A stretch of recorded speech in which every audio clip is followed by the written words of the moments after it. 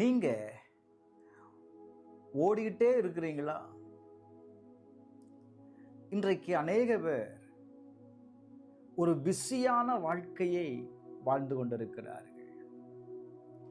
அந்த பிஸியான லைஃப் என்ன செய்து தெரியுமா? கடவுளை விட்டு தூரமாய் விலகி இருக்க வைக்குது. ஆனா சிலுவை இன்றைக்கும் உங்களை அழைக்கிறது. நான் தூரமா போயிட்டனால ஐயோ நான் தவறிட்டேன், நான் இந்த இடத்துல நான் விழுந்துட்டேன், என்னால தேவனிடத்துல திரும்ப முடியாது, என்னால ஜெபம் பண்ண முடியாது, நான் ஜெபித்தா தேவன் கேட்க மாட்டார் அப்படின்னு ஒரு குற்ற உணர்வு உங்களுக்கு இருக்கலாம். அந்த சிலுவை என்ன தெரியுமா சொல்லுது? நீ எவ்வளவு கீழே விழுந்திருந்தாலும் நான் உன்னை உயர்த்துவேன். நீங்க ஒருவேளை நான் எதுக்குமே தகுதி இல்லை அப்படின்னு நீங்க நினைக்கலாம். ஆனா நான் சொல்லுவேன், இந்த சிலுவை உங்களை தகுதி உடையவனாய் மாற்றிருக்கிறது.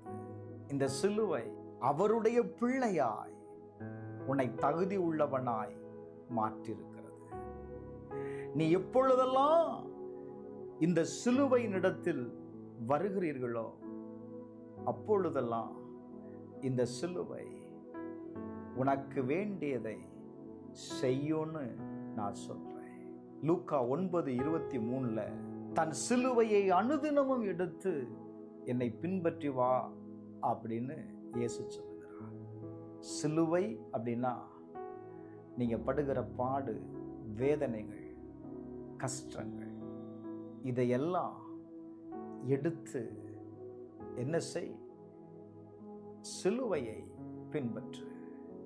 நீ சிலுவையினிடத்துல கடந்து வரும்போது இந்த சிலுவை நீங்க எந்த பாரத்தை நீங்க சுமந்து கொண்டு வருகிறீர்களோ அதற்கு ஒரு பரிகாரத்தை அது செய்து முடித்திருக்கிறது.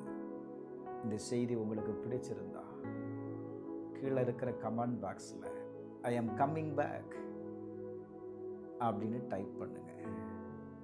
ஆண்டவரே நான் திரும்பி வருகிறேன்னு சொல்லுங்க.